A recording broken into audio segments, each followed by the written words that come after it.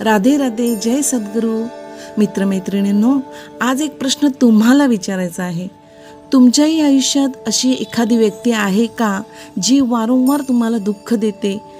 तुम्ही तिच्यासाठी चांगलं करता तरीही ती तुमच्यासाठी चुकीचं असं तुमच्याबरोबर वागते.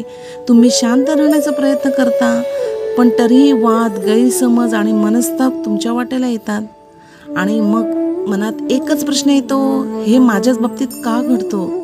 मित्रमैत्रिणींनो, मी सुद्धा तुमच्यासारखी एक सामान्य व्यक्ती आहे. माझ्याही आयुष्यात अनेक प्रसंग आले आहेत. मलाही कधी कधी राग येतो, मन दुःखी होतो आणि लोकांच्या वागण्यामुळे मला खूप वेदना होतात. पण अशा वेळी सद्गुरूंनी सांगितलेल्या गोष्टी मला आठवण्याचा मी प्रयत्न करते आणि आज यातूनच मला जे समजलं तेच मी तुमच्याबरोबर शेअर करते.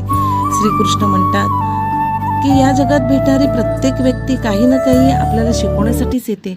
आणि काही लोक आपल्याला प्रेम देतात, काही लोक आपल्याला आनंद देतात आणि काही लोक आपल्यावर संयम, सहनशीलता आणि स्वतःला ओळखण्याची शिकवण देतात. श्रीकृष्ण सांगतात की जेव्हा एखादी व्यक्ती आपल्याला वारंवार त्रास देत असते ना, तेव्हा आपण तिच्यासारखं वागायचं नसतं. कारण दुसऱ्याच्या चुकीमुळे आपण आपली शांतता गमावली तर नुकसान आपलंच होतं.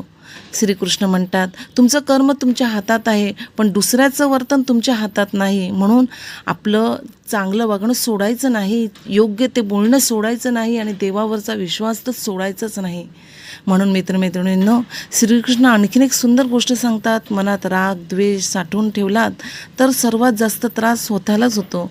म्हणून ज्यांनी आपल्याला दुःख दिलं ना, त्यांच्यासाठी वाईट विचार करण्यापेक्षा आपल्या मनाची शांतता जपणं अधिक महत्त्वाचं असतो.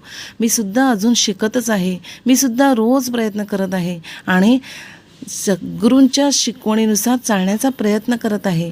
आज आपण सगळे मिळून एक छोटासा संकल्प करूया. ज्यांनी आपल्याला दुःख दिलं ना, त्यांच्याबद्दलचा राग मनातून कमी करण्याचा प्रयत्न करूया आणि देवावर विश्वास ठेवूया.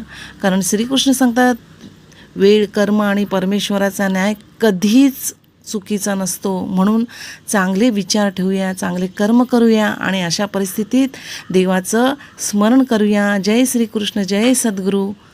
आणि पुढील भागामध्ये आपण जाणून घेऊ कधी कधी आयुष्यात अचानक कठीण काळ का येतो आणि अशावेळी श्रीकृष्ण आपल्याला कोणता मार्ग दाखवतात. जय श्रीकृष्ण. जर तुम्हाला अशा श्रीकृष्णांचे प्रेरणादायी विचार आवडत असतील तर अपर्णा हेगडे ब्लॉग्स आणि रेसिपी या चॅनलला सबस्क्राईब करायला विसरू नका. तुमचा एक सबस्क्राईब माझ्यासाठी खूप मोटिवेशन आहे. आणि व्हिडिओ आवडला असेल तर लाईक, शेअर आणि कमेंट करायला विसरू नका. जय सद्गुरू. धन्यवाद.